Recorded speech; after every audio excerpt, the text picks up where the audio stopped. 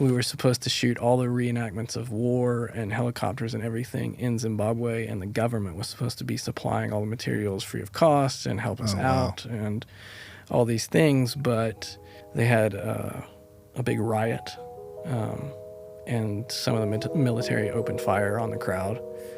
So the military was now in hot seat. And so when I got there, all these meetings that we were supposed to have had just disappeared. We're rolling. Scott Reed, how you doing, buddy? Pretty good. Yeah. Yeah. For those of you who don't know Scott, he's usually controlling this podcast. He's controlling what you see. He's controlling our minds. Yep. And what we say. He's the man behind the curtain. Yeah. Today, in front of the curtain. It's pretty accurate. Yeah. No, Scott, you are a director. Yes. Have been for a long time. That's right. And now you work with us. That's correct. So what went wrong? That that sums up my whole life right there. And podcast done. It's good Yeah. There it talking to you. is. Yeah. Yeah. Whew, it's over. Yeah, thanks for doing this today, man. Yeah. It's and good. for doing all the engineering for the other podcast, man. We appreciate it. Yeah, it's cool. It's a little different being on this side and Yeah. feeling the pressure of the lights, but yeah. Yeah, I feel like as filmmakers, we've chosen to be behind the camera. So anytime we're in front of the camera, I don't know, not so fun. So we'll just make this as grueling as possible for you, okay? Sounds good. All right, 60 minutes of silence. let's do it. Yeah, that'd be really entertaining. Yeah, so, thanks for coming on today, man. Definitely want to, I don't know, I mean, obviously we know each other pretty well and we know a lot about your history, but just think it'd be really interesting to hear more about you, kind of your path in life and into filmmaking, and you've done some cool things. So, I guess we just start off there. I mean, what kind of got you into filmmaking? And if you want to give us a little, back history of yourself before that, feel free. But just kind of want to hear a little bit of your history. All right. Yeah. I guess I started in photography, kind of. My brother studied photography in university, and I was still in high school. And he taught me how to take pictures and compose, and we did a lot of black and white on film photography. How old were you? I was 17, I think, when I started. And then he taught me the whole process, developing, printing, the whole gambit. So I kind of fell in love with it as a hobby at that point. I remember buying like an old mini VHS camcorder and going and hanging out with my friends who were artists and just recording their shows and things like that. We didn't have any capability to do any editing. It was just for capturing. And one of the guys, I think he was like, he was a singer in the band. Him and I one night just went out and just shot a bunch of stuff and like did this half unscripted like film, and it didn't amount to anything in the end, but just the process of going out there, getting shots, finding cool locations, just being stupid was, I think, kind of the beginning of whetting my appetite for it. But I didn't actually get involved in production for probably another 3 years. I was studying to be an engineer. I grew up in the construction industry. I worked construction a lot. My wife and I moved to Maui in Hawaii, and I started doing construction out there. And I met a guy who had a production company. He was an ex-professional windsurfer from South Africa. And I started wanting to learn how to surf, so they were teaching me how to surf. And then one day, waves were a little too big for me, and he had brought his camera out, and he wanted to get in the water, so he was kind of like, why don't you give it a try? So I tried shooting a few things, came back, reviewed the tapes. It was tapes back then. So you had like a underwater housing to shoot that stuff? Or? No, shooting from the shore. Okay. We had a 400 millimeter Canon lens on an XL1 with a doubler, so it was like a 800 millimeter telephoto. Really tricky to film surfing. I didn't grow up around surfing, so it's interesting. You kind of start wider, and the telephoto lens had like a zoom on the barrel where it was just like in out. So you would start wide and kind of find your subject and then punch in and try and focus real fast as they're moving down the wave and then stay ahead of them. I reviewed the footage with a guy, and he said, why don't you try cutting something together? So he introduced me to an editing machine. It was not a computer. It is a computer, but it was an editing machine. It was called a Casablanca, and it hooked up to a TV. So that was my first time editing anything. And a few months later, he got a call from TBN, Trinity Broadcast Network. They were wanting to do some content for younger viewers. And they wanted to hire his company to create a TV show for them, and he hired me to come and help with that. So that's how I got started. So that's all in Maui. Yeah. Yeah. Yeah. So what was your kind of role in producing that TV show? Were you producing, directing? Were you shooting? What were you doing on that TV show? Yeah. So, I mean, you guys, Morgan knows action sports a bit, and when you're in action sports, it's just crazy. Nobody really knows what they're doing. They're just getting cool shots, you know. We're trying to strap cameras on whatever we can strap them to, and this was before GoPros existed. So it was weird, and it was just crazy and just high intensity. So we didn't really know what we were doing. There were no set positions of you do this and you do that. It was me and one other guy trying to make a 28-minute show every month. I think we had 12 to produce within the first year, and just making it up as we went along. So I think I fell somewhere halfway through the first season more into a producer-director role, out of necessity. So my boss, the guy who owned the company, he was hosting the show. So he couldn't shoot or direct because he was in front of the camera, which left me to kind of figure all that out. Yeah. And then we would make little segments on lifestyle of different athletes and things like that. And I would kind of halfway script those beforehand. So we had a plan, because you only have a couple of hours with a professional athlete. You don't have weeks. Right. So that's when I started learning how to craft a story and write out kind of a shot list and pre-visualize what we were going to do before we showed up. So were you working with an editor for that show, or were you also cutting it up? I was the editor. Okay. Yeah. And it's weird with TBN because they don't really pay people for content.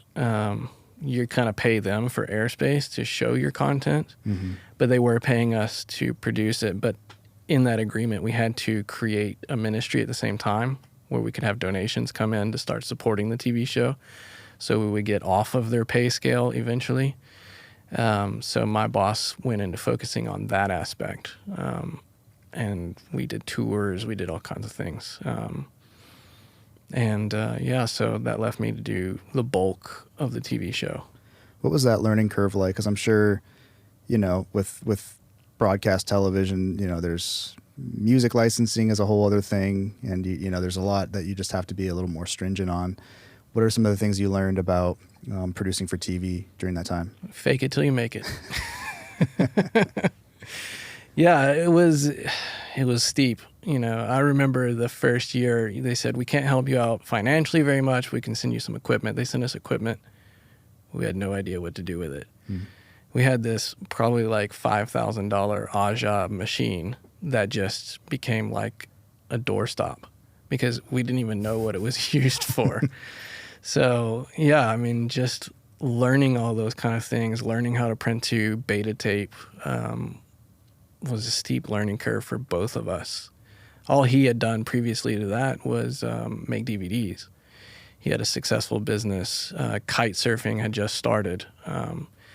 He had a successful business making instructional DVDs on how to kite surf, how to launch your kite, how to do some tricks, you know. So it was all DVD, and that was all kind of digital. You would make like one master DVD and send it off to a duplication house, and then they would do all the duplication for you. Right. Yeah, so all that's changed now. You made the transition from film to digital. Like, what was that like? What was that transition like? That's something that obviously Dev and I came into the digital world. Like, that's all we know for the most part. Yeah. You know, like that's got to be a crazy transition, like going through to where we are today, like from the Casablanca to Da Vinci 18.5 or whatever it is. Like that's huge. Yeah, man, it's a crazy process, and I was thinking about it the other day, and it's just like the things we went through, the things we learned. I mean, color grading wasn't a thing. Right. Like, you just didn't do it. I mean, it was digital. It was, high 8, and by the time I came in, it was mini DV.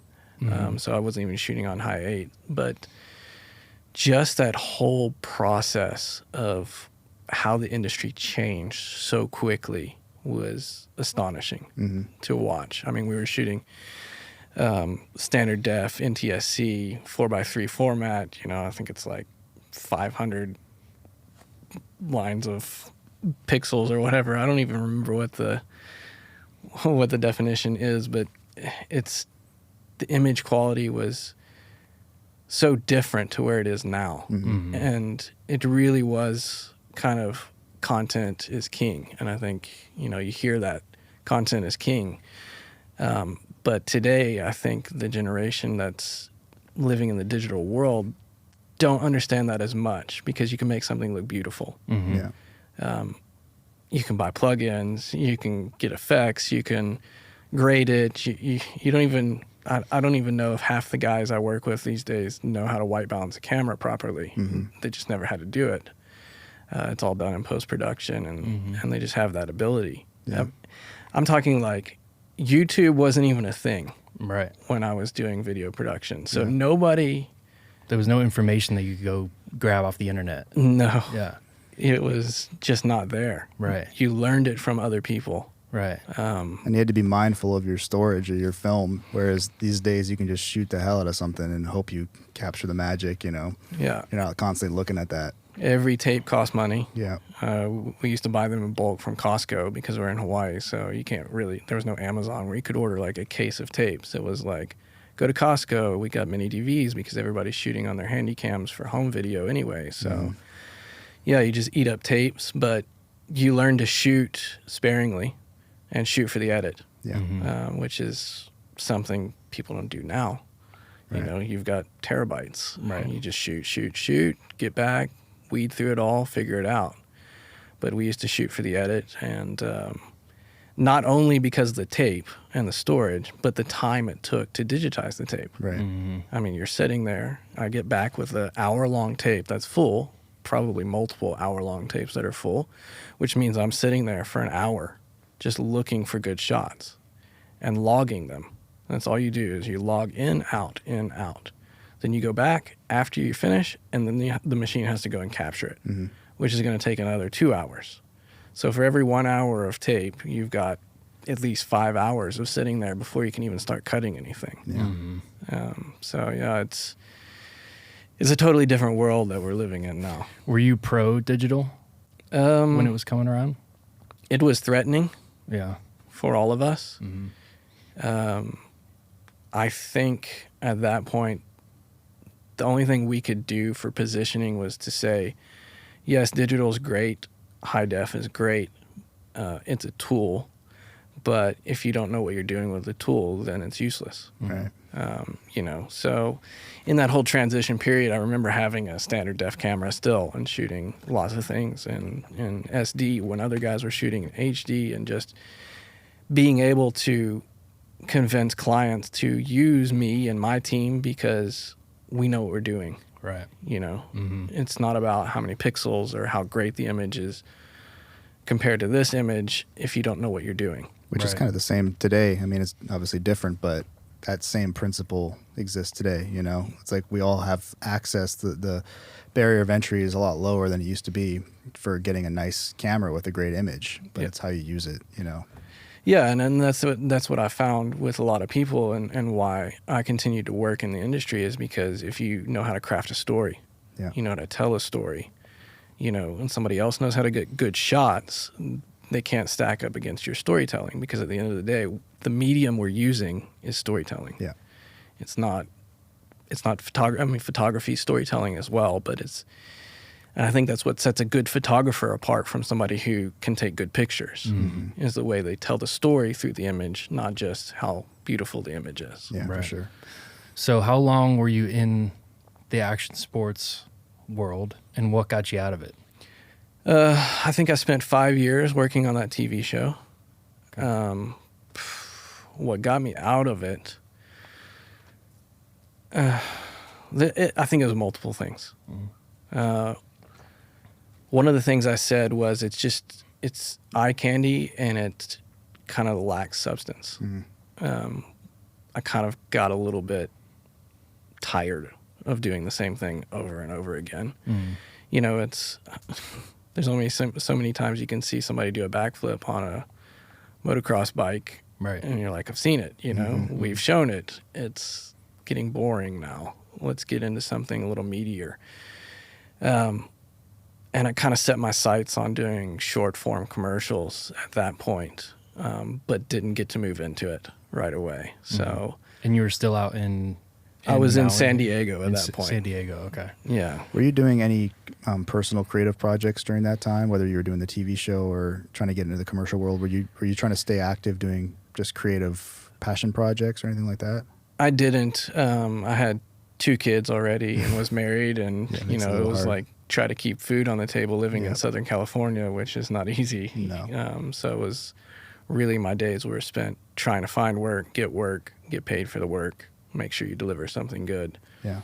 So what did that look like getting into the commercial world? I answered an ad on Craigslist. Really? If anybody remembers Craigslist, yeah, a guy in San Diego was looking for an editor, an assistant editor, which I knew was kind of a step down, but it was at least going into that world a little bit. And when I say a little bit, it's because it was infomercials.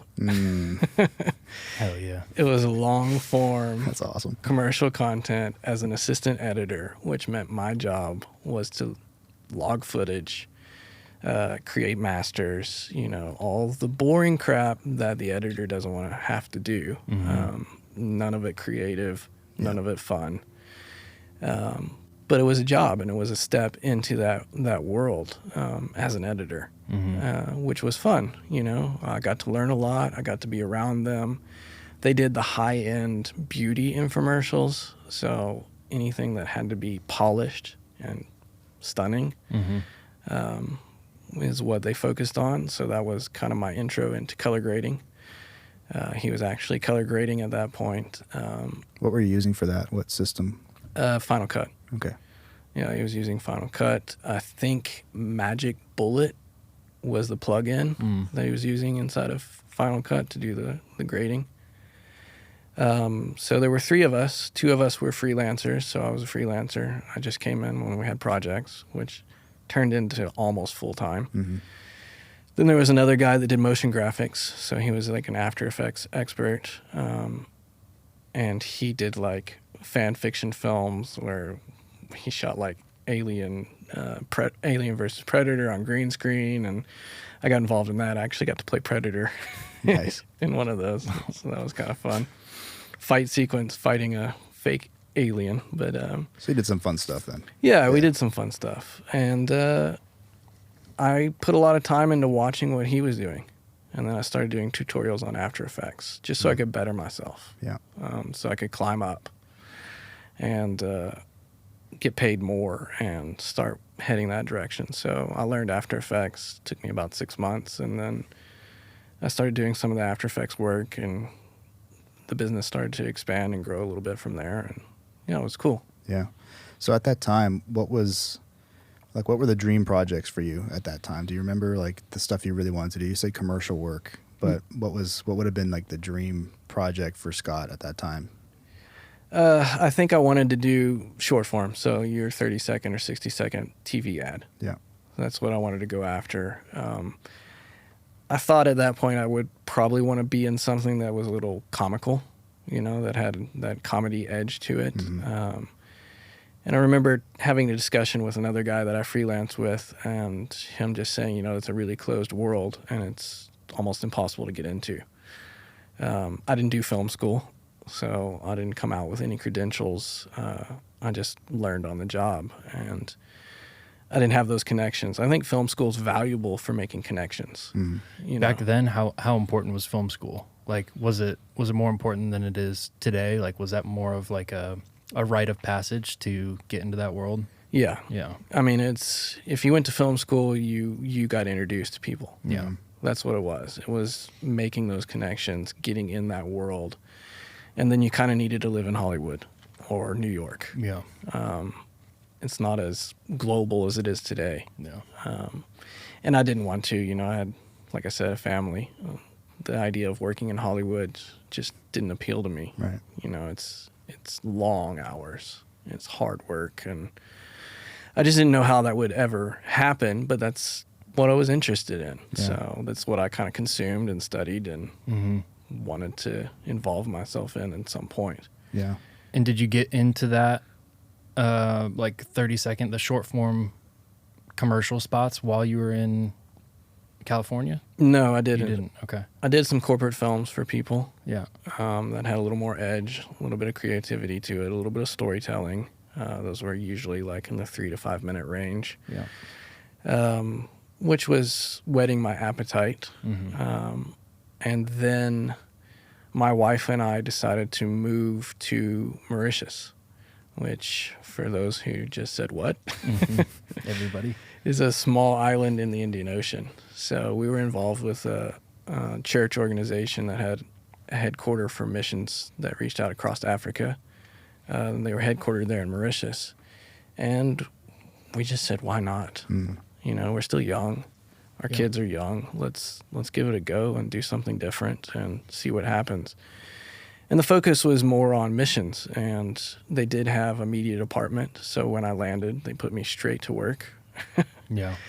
But that job was overseeing a post-production house, basically, and a live production team. So it was more processes and trimming the fat and trying to get everybody going quicker and, you know. And so at this time, how old were you then? Like, how much time had passed when you moved to Mauritius? I was 3 years in Hawaii and 7 years in San Diego. Okay. So you'd been in it for 10 years by the time you moved. Yeah, Okay. yeah. So Yeah. it was like 5 years in the TV show and then 5 years freelancing. Yep. So what was the process of getting into the commercial world in Mauritius and starting your own production company? How did that all work out? Yeah, so while I was there, we had all the equipment. DSLRs were kind of like still new. So I had a Canon 7D with a bunch of L-series Canon lenses. A bunch, 3. L-series Enough Canon to get the job done. photo lenses, yeah. So I moved over there, and a friend of mine, Shane, he had the same setup with different lenses. He didn't have the L-series lenses, but we started kind of like thinking, why don't we use this to create commercials here in Mauritius? And a friend of ours who was part of the same church as us owned an ad agency. And an ad agency was affiliated with DDB. And they were a pretty good ad agency. Not the top on the island, but pretty decent. And they came to us with one project and said, do you guys think you could do this? And of course we said yes, but never Fake it till you make it, right? didn't have any idea what we were doing. There happened to be an equipment rentals company on the island that had just been there for like 2 years. Because Mauritius was trying to become a film destination. And South Africa is so close, and South Africa is a film destination. There's a full industry there. One of the equipment rental houses in South Africa decided to put equipment in Mauritius and see how it would work. So naturally, go and start talking to people who know what they're talking about. You know, go and spend time with them. Even if they're just people who want to rent you equipment, they still know the industry. Right. You know, they know more than I did at that point. I had worked as an editor. I had worked in action sports, but commercial production wasn't something I really knew much about. You know, I did help out on a couple of shoots when I worked for the company that did long form infomercials as like an assistant camera, just because it was DSLR and nobody knew what they were doing. You know, everybody was trying to figure out how to make these cameras work as well as the production cameras at the time, or look even better for way less. So yeah, I went and spent time with him, and it was basically shooting on a white cyc and lighting these guys who did slam poetry. This is for that first commercial? Yeah. Yeah. And it was And you were shooting? I was not shooting. Yes, I was shooting. You were? Okay. Yeah, so there were a few of us around, and one of the other guys ended up directing because it was in French. Okay. I had no idea how to communicate with these people or what they were saying or what intonation they were supposed to have on what words. Yeah. And so, yeah, I was like, I'm going to shoot. You're going to direct them and tell them what to do. Yeah. And it worked. Everybody was happy. Client was happy. It looked terrible. If I look at it now, I'm like, geez, man, we didn't even know how to light a white cyc at that point. So I didn't do anything. How many people were on that crew? I think we had maybe 5 people in there. Okay. Yeah. It was interesting. Yeah. But we made it through, and client was happy, and little did we know, for the island, that was huge. Yeah. It was something that hadn't been done before, and it was different, and it was catchy and interesting. So it started opening doors, and I did a commercial shortly after that for Shell, which was the gas station, and just driving around the island and shooting the car in different places. And, you know, they don't have the budgets that you have for car commercials or big commercials over here. So there's no pressure to do it on like 35 millimeter or anything like that. Right. We're using my Canon 7D with photo lenses. Right. Trying to build it out and make it look like a big camera. For that commercial, for the Shell commercial, did you have someone else shoot it for you? No, I was shooting as well. Okay. Yeah. So at what point did you start kind of just shifting into directing primarily? So right after that one. Okay. I mean, I was directing and shooting that one, basically. Yeah. I had Shane come with me, the friend of mine that I talked about. You'll probably hear his name a lot in this podcast. Yeah. Shout out to Shane. Yeah. Good dude. He ended up being my DP on pretty much everything I've ever shot. So, except for Morgan. But, yeah, he came with me, and he was assistant camera. Yeah. So he did help a lot in the shooting aspect of it. Yeah. So was it at that time, you said, you know, one commercial led to the next. Was it just word of mouth at that point? I mean, were you trying to get the business out there? How did that work? You know, how were you able to drum up this, these clients and this work? It was fully word of mouth because my full-time actual job was running the studio. Yeah. So I was running a full studio. I mean, there were 12 employees that I had to look after every day, make sure projects were being done, hitting deadlines. So we didn't want to push the business, really. It was like, let's just take what comes. And the whole model was, because it was a missions organization, we were donating the profit back to the missions. So it was no skin off of my back because I was getting a salary to run the studio. So it didn't really matter. So we were just in it to do it. And at that time with those commercials, were they mainly, were you working with the agencies at that time, or were you doing any like business to business kind of? We did a couple B2Bs and decided that was not a business model we wanted to keep going. Agencies were the ticket. Agencies already have client service in-house. For me to try and handle a client while running a studio and everything else just didn't make any sense. So it was like, let's just do what we do. Yeah. Let's come in. Let's work for somebody else. Let's let them do the creative brief. Let's let them walk the client through the value of spending this money. And we also decided to position ourselves at the top. You know, we weren't the underdogs. We were the most expensive production company in the country. So it was really just deciding on that positioning, sticking to it, and then having the luxury of not having to worry about it because our salaries were already being paid somewhere else, you know. So it was really a gift if I look back at it now. It's not the typical way somebody would need to build sort of their portfolio or get their foot in the door into this kind of agency world. It just kind of fell open, and very grateful that it happened that way. Was that with, so you started a production company called Fatdog. Mm-hmm. Were those commercials under Fatdog? Was that before you started the business or after? So the first two that we talked about were before. Before, okay. Yeah, and then we decided consciously to sit and figure out a business. Yeah. And get an LLC or LTD there and make an actual business out of it. So we went through a whole naming exercise and ended up with Fatdog. Nice. Why? That's a good one. Why? Yeah. Why not? That's what I tell everybody. Why not? Fair you don't enough. have to have a reason for a name. Nope. No.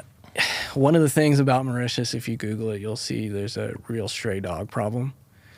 And there's a lot of really skinny, like half-dead dogs running around that island, which is an actual problem. So it was our way of kind of poking a That's little bit interesting. Yeah.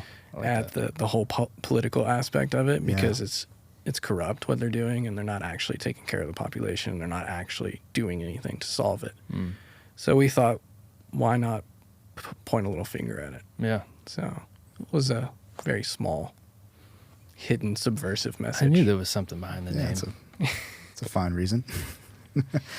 So you're in Mauritius. You're running this production company in the studio. Team's growing. You're doing these commercials. What was the journey into doing a feature film? How did that come about? Was it something that you had wanted to do and you decided you had an idea for it, or you heard the story, or how did that happen? Yeah. Oof, feature film. That's another thing. As a storyteller, that's the ultimate goal, isn't it? Yeah. I think pretty much everybody, if they had a dream, it would be to be able to create a film, which is, your story, your work of art. We built the company. I was there 11 years in total.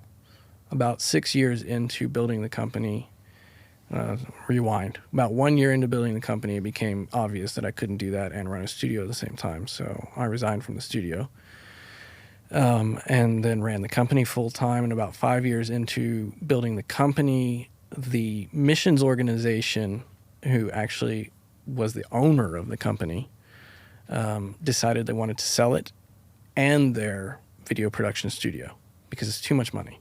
It's too costly to upgrade equipment all the time and keep up with what's going on and everything else. So they decided they wanted to sell it, and some investors who had retired started looking at buying it. They built the largest production company in Europe. It's called Euromedia. If you look it up, they own the studios where Fifth Element was shot. They do the Tour de France. They did the Olympic Games in London, all the big stuff. When they retired, they wanted to make content that had meaning. That was their original reason for starting their production company in the beginning, and then just lost it along the way because you have to make money. Yeah. So in their retirement, they put aside some money for that and started looking at buying this because it's positioned in Mauritius. Labor is much cheaper in Mauritius. Their connections are in Europe. They could bring people over for like a work vacation in this beautiful island destination and have them come and do work in the studio over there. And so it made sense for them. So I negotiated that deal, and when I negotiated that deal, the business owners, I guess as a sign of respect and whatever, wanted to give me ownership in the company. So I ended up being one of the partners of the company. And then, long story short, this guy I had met, Basil, I had met him in San Diego. Oh, really? Yeah. So that was... Where did you meet him? Just randomly? He came across for like a church visit, and he came and preached in our church for a couple of weeks. Yeah. Yeah, and I just met him randomly. So I'd known his story and stayed connected to him through that, and always thought, man, his story would make such an amazing movie. Yeah. It would be an incredible film. But never tried to do anything about it. My business owners met him my partners. They met him. They heard his story. They came to me and they said, "Don't you think his story would make a good film?" So I said, "Yes, definitely." Yeah. But limited budget. So it became like they wanted to make a docudrama. I hate docudramas. It's probably my least favorite genre of anything. So my idea was like this feature film, like full-on narrative film. Right. But budget constraints, and what they wanted was more that documentary, docudrama made for TV, low budget kind of situation. And that's how it all came about. I don't know if you want me to keep talking or if you want to ask questions on that or... No, yeah. I mean, I think, so you met Basil, you heard his story. Did you know much about like Rhodesia in the 70s at that time? Like, are you just kind of learning all this history at the same time as hearing his story, or had you already heard about some of those things? No, I had no idea. I mean, Zimbabwe is... I had a cousin who lived in Zimbabwe when I was a teenager. So I'd heard of Zimbabwe. Yeah. I knew a little bit about Zimbabwe. I didn't know all the political aspects. I didn't know what happened to it becoming Zimbabwe and not Rhodesia. Mm-hmm. The part of the world just doesn't really exist, especially a guy who grew up in the Midwest. It's like, Right. it's not on my radar. Yeah. So I wasn't driven by that. I was driven by just his story, just the fact that he went through all these crazy things, did all these weird, wonderful, stupid, crazy things, and just thought, man, this character, his character arc is just outstanding. Yeah. So for everybody listening, give us like a 30-second synopsis of what it is in the title of the film. The film's called Wosaka. Wosaka is a retelling of his story, Basil O'Connell Jones. He grew up in Rhodesia, northern Rhodesia, which is now Zambia, in the 70s.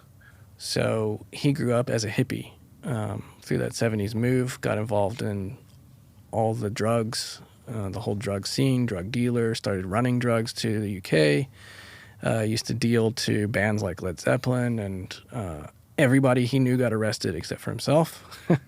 So he moved back to Rhodesia. And at that time in southern Rhodesia, they were starting a civil war, basically. They call it like an insurgency, but it was basically a civil war. And he joined the army because he thought it would be interesting and fun.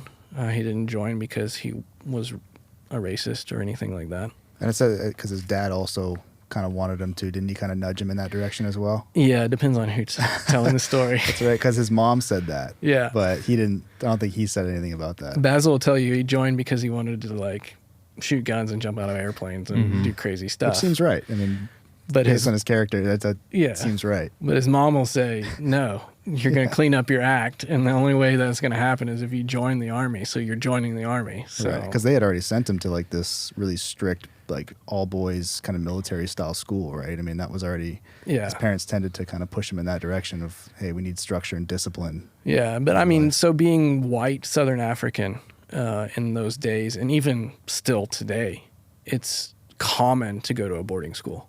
That is just like how most kids are raised. They're not really raised by their parents. They're raised by a boarding school. So that's just common practice. But yeah, he went to a pretty exclusive kind of all boys. Why is that? Why is that the norm? British colonialism. Yeah. I think so. Yeah, I think if you listen to Basil's story and probably parts that aren't in the film, his parents didn't show a lot of love. That's not what's shown to them, growing up in that kind of hardened settlers of Africa, if you want to call it that. Right. It's colonialism. It's not settlers of Africa. Africa is already settled. But, that's kind of the life they lived. They were hard kind of people. And, yeah, it was like, go to school. That's what I did. That's what you're going to do. And it raised me to be the man I am. And you're going to become a man through this. So he joins the military. Yeah, so he joins the military, becomes part of one of the elite fighting forces, and in one of the contacts going out, he got shot in the head by by AK-47, took a bullet to the brain, died on the spot. The guys with him couldn't find a pulse at all. He was, out of it, gone. And he had a full life after death experience, left his body, saw his whole life, everything he had done, whatever, and then probably 30 minutes later felt himself go back into his body, and then became aware of all the pain and everything else. And then what had happened is his whole speech and motor section had been removed from his brain, so he couldn't talk, he couldn't walk, he couldn't move, he couldn't do anything. They thought he was going to be a cabbage. They had no idea what was going to become of this. And gradually through rehab, he was able to learn to talk again and walk with the use of a cane. Mm-hmm. Still the same character, though. Mm-hmm. Yeah. Still the exact same person he was. Yeah. Nothing had changed. In fact, became much more of a racist at that point. Really? Yeah. Really kind of hated black people at that point. Kind of blamed them for the whole war and what had happened to him and the loss of who he was, Mm-hmm. He's this young, good-looking, fit, charismatic guy who is now scared all the time because he's riding around in a wheelchair. If you touch his head, it's going to be searing pain. Mm-hmm. Carried a gun with him everywhere he went, got into fights, all those kind of things. And then one day, someone introduced him to God, and he accepted to give it a try. And he said he woke up the next morning a completely different person, completely different, and never looked back, and has been changed ever since. And, all the racism, all the hate, all the anger, all the insecurity, everything gone in an instant. So Yeah. thought it was a really powerful story of how life can change. Yeah. Mm-hmm. That life's who you are today isn't necessarily who you have to be. Right. Yeah. And that's the story we try to tell. Yeah. So for everybody who wants to watch it, shameless plug, where can you watch it? There are multiple places to watch it. There's PureFlix, there's ChristianCinema.com, and then there's YouTube. It's on YouTube. YouTube's the easiest place if you don't mind watching a few ads. So Yep. It's well worth the watch. Wosaka Yeah. with a W. Yeah. Well worth the watch. So obviously the scope of this film, you got helicopters and gun battles and, multiple countries of interviews, for your first feature film, what was going through your head when you're starting to, outline this or write the script? And did you write a script for it? Like, I'd love to just hear about all that whole process and whether you thought, hey, the scope is creeping a little bit on this thing. Are we actually going to be able to produce these reenactments? What was going through your head at that time when you were in development? Yeah, so I did write it. I did write a script especially for the reenactments. Everything was scripted out and shot listed down to the last shot, The interviews, I kind of got an idea of what I wanted each person to bring to the table. We shot in 5 different countries to get all the interviews. So yeah, the scope went big pretty quick. Yeah. Just traveling for that was not cheap, but it was just me and Shane. Shane Miller. Shane Miller, team. DOP. Yep. So yeah, we did all the traveling on our own. Yeah, it's a crazy process, man. Just writing it took me a year. Yeah. I worked on it. I shelved it because I hated it. I didn't like it at all. I'm a Christian, and I felt like I was just being preachy. And I was like, that's stupid. So we need to shelf this. And I just put it on the shelf for 4 months. Didn't even think about it. Went about making commercials and everything else I was already doing. And then came back to it when I felt like, well, I can approach this with fresh eyes and without too much influence on what I think it should be. When you were writing it, or I guess before you wrote it, did you have a chance to speak to all the people that you were planning on interviewing? Did you already do the interviews? How did that all work? Because obviously you wanted to hear their perspective so that you can craft the story. So how much was this just based on Basil's story and hearing it from him? Is that how you wrote everything? Or did you talk to other people, do pre-interviews? Yeah, I did. And also Basil had written a very short autobiography. Okay. So there was a little bit of a roadmap from that, but we didn't, it's not an adaptation of the book. Yeah. We didn't follow the book. but it did inform the story. I was able to understand some of the story, and with Basil's condition, he doesn't remember everything exactly how it's supposed to be and whatever. And then it was just looking at who we could find, that knew him at that time, that he even had contact with, because he doesn't even live in Zimbabwe anymore. He lives in South Africa, and these are old friends that fell by the wayside, especially from his days before he became a Christian, where he not of his own will or desired, just fell out of contact with these people. So yeah, it was just that process of trying to find them. I didn't really know going into those interviews what they were going to say. We found nuggets like gold in those interviews that were nowhere before. I didn't see them. They weren't in the book. Basil had never talked about them. He didn't even remember them. So did you have to go back to the drawing board and figure out some scenes to add or some scenes to take away based on that? I didn't even write the scenes until after the interviews. Oh, okay. Yeah. Yeah. I wanted to get the interviews done. I wanted to find the story Yep. from the interviews. And we even set out to kind of trying to piece together somewhat of the backbone of the film before I started writing the scenes. And that's what informed what scenes we would have. I think I wrote 36 scenes or something, and then whittled it down to like 24, and that was like my dream. And then we shot like maybe 20, I think, in the end. The budget doubled. But that's not because of the amount of scenes. We did price it out right, and everything was supposed to be working out, but production in Africa. Yeah. We were supposed to shoot all the reenactments of war and helicopters and everything in Zimbabwe, and the government was supposed to be supplying all the materials free of cost and help us out and all these things. But what had happened in the whole process is that Robert Mugabe got taken out of power. So everything changed. The government changed. And then things were smoothed over and things were heading in the right direction. And then 2 weeks before I left to go there, I went a month before we started shooting. 2 weeks before I left, they had a big riot. And some of the military opened fire on the crowd. So the military was now in hot seat. And so when I got there, all these meetings that we were supposed to have had just disappeared, evaporated.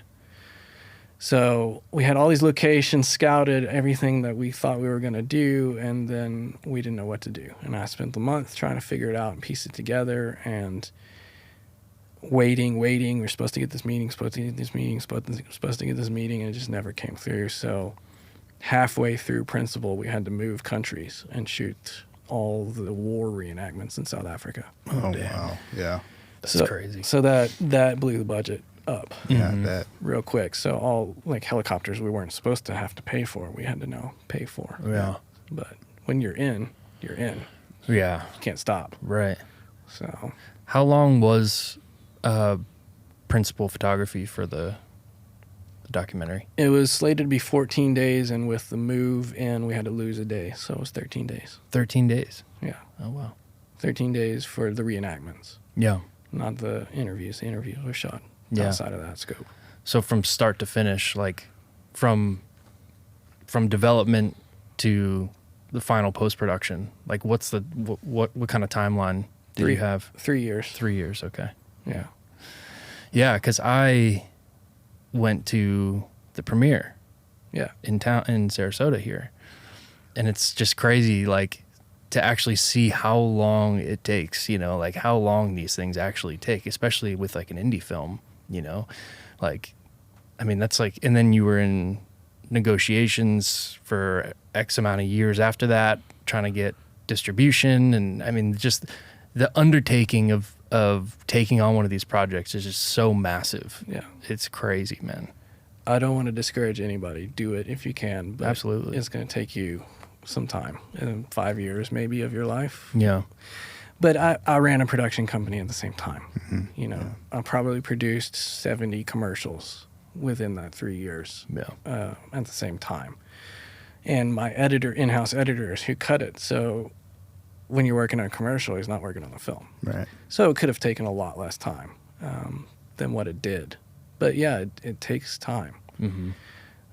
Pre-production, story, all that stuff. If you get it right, then the production goes smoothly. The production went very smoothly.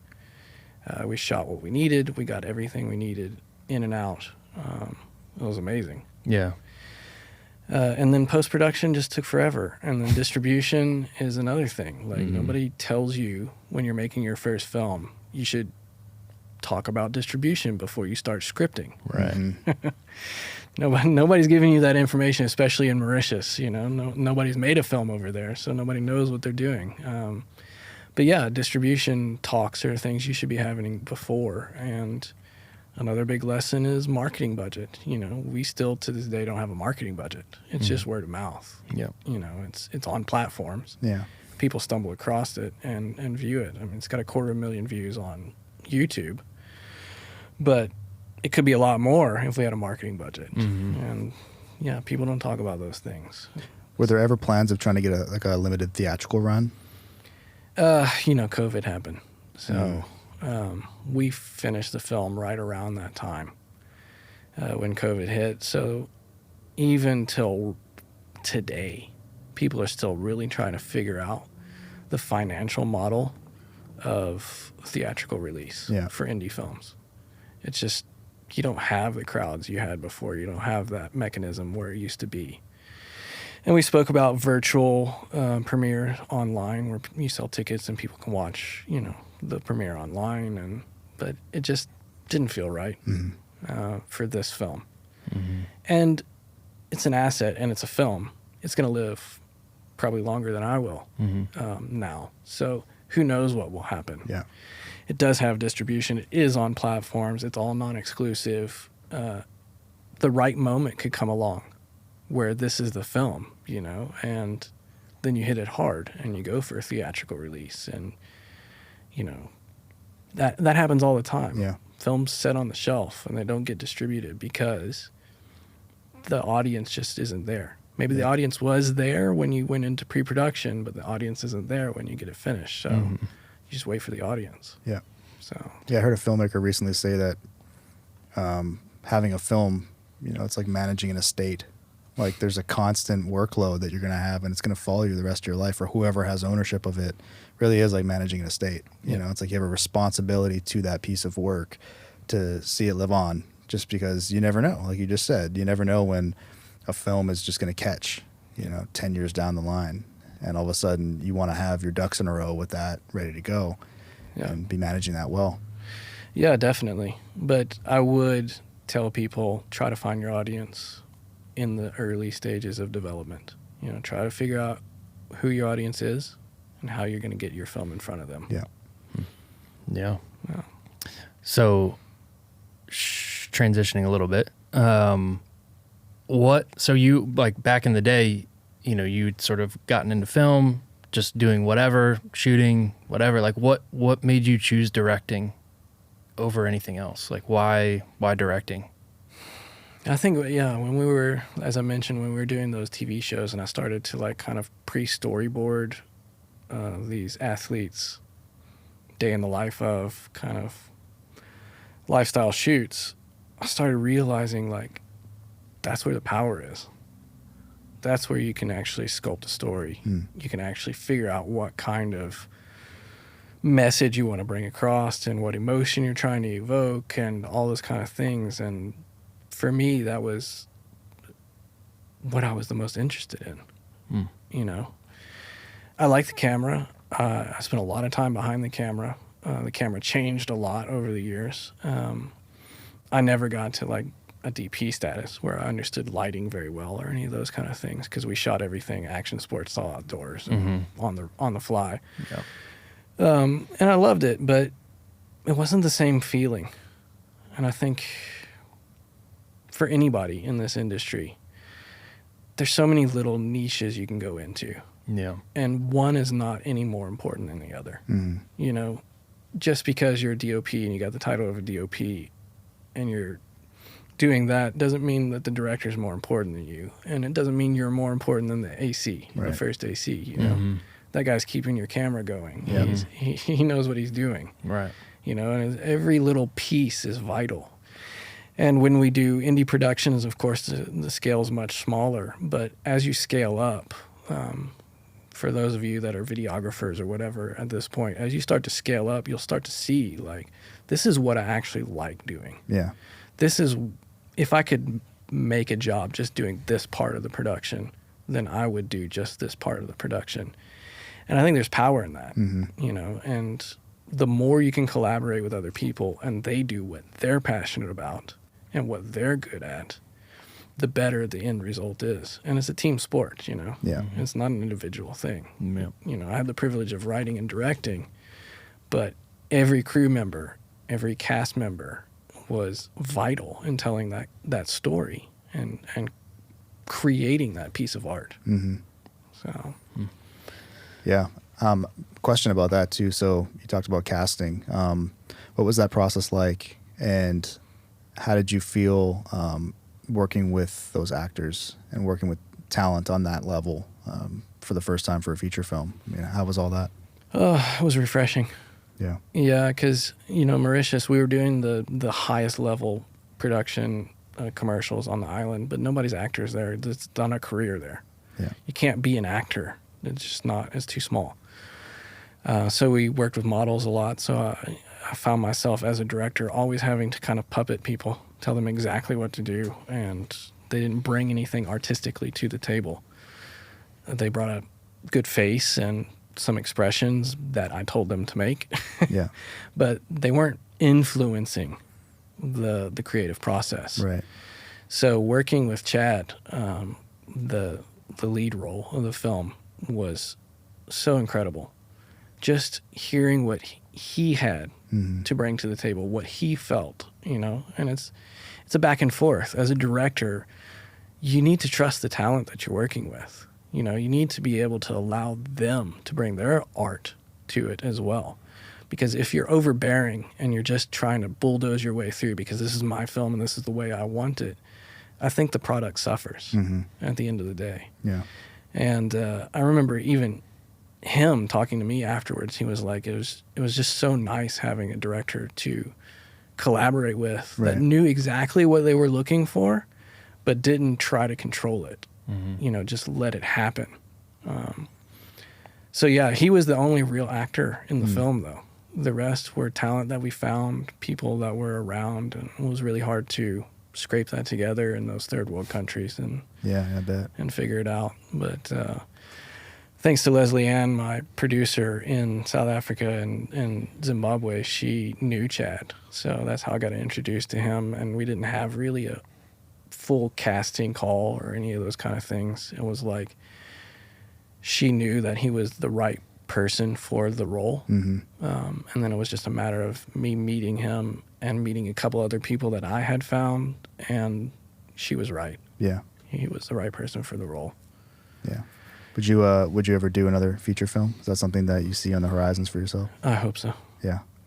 What would you do differently? Everything. No. What would I do differently? I would work with a screenwriter. I wouldn't try to write it myself. Again, coming down to the more people you can get involved, the better. Yeah. Because people are really good at what they do. And I might be able to write something, and I wrote something. Working with somebody else that really knows how to write would be a gift. So that would probably be my biggest thing that I would change. Yeah, makes sense. So back to your career trajectory. You're here now, obviously. You're working with us. How did you get from Mauritius back to the States? And how are you sitting in this chair right now?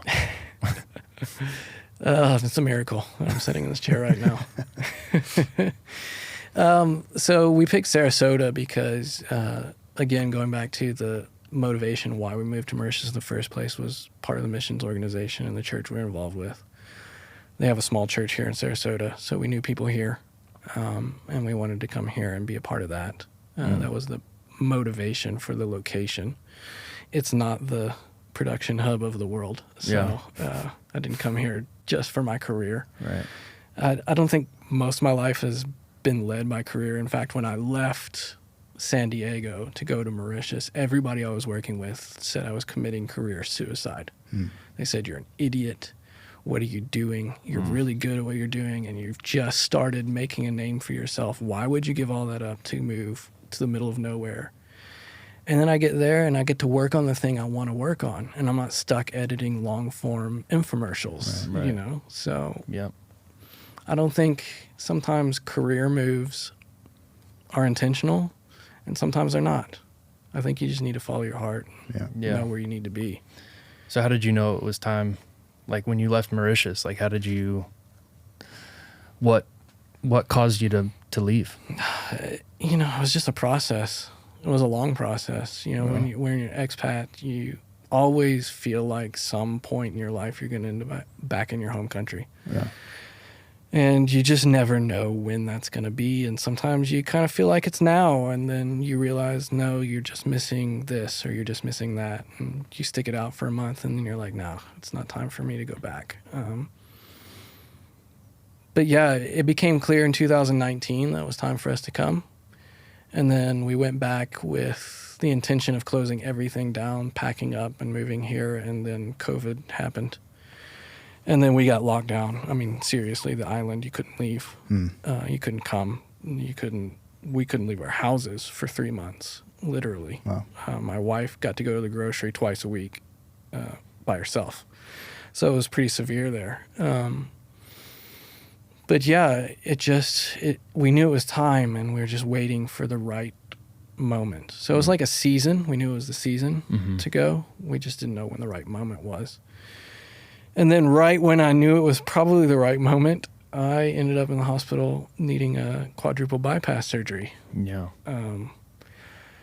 So here I was, like probably 2 or 3 weeks away from making the final decision to say, okay, here's my letter of resignation. I end up in the hospital needing a quadruple bypass. So I went through that and shelved it, because recovery's 2 to 3 months, and I just wanted to focus on getting better. Yeah.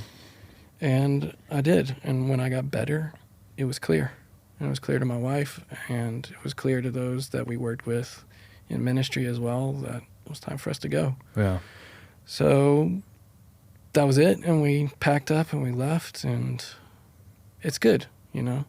It's difficult. I've got 2 teenagers and a 10-year-old, so Yeah.